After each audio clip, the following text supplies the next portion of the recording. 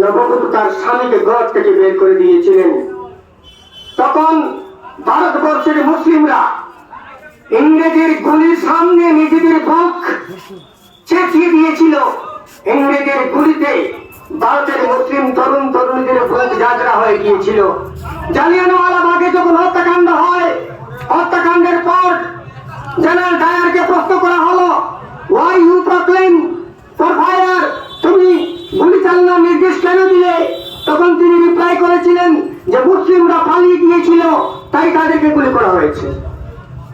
তখন খান আব্দুল গফফার খান চিৎকার করে বলেছিলেন, যদি একজন মুসলিমকেও আপনারা প্রমাণ করতে পারেন পালিয়ে গিয়েছিল, তাদের পেছন দিকে গুলি লেগেছে, তাহলে আমি ঘোষণা দিচ্ছি মুসলিমরা ভারতের স্বাধীনতা আন্দোলন থেকে নিজেদেরকে ফিরিয়ে নেবে। তখন তাদেরকে পোস্টমর্টম করা হলো। আপনারা অহংকার করতে পারেন, not even a single person was found, একজন ব্যক্তিও পাওয়া যায়নি যার পেছন দিকে গুলি করা হয়েছিল, তাদের সবার সামনে থেকে গুলি করা হয়েছিল।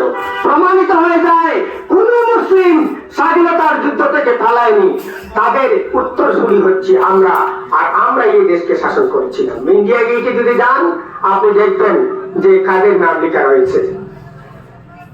প্রফেসর ওসমান বলেছিলেন যে মুসলিমরা যে আন্দোলন করছে তাদের প্রপোর্শনেট অনুযায়ী, সংখ্যানুপাতিক অনুযায়ী মুসলিমদের সংখ্যা অনেক বেশি।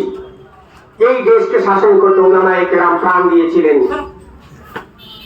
এরপর তাদের রক্তে রঞ্জিত হয়ে একটি কিতাব, একটি পুস্তক প্রণয়ন করা হয়।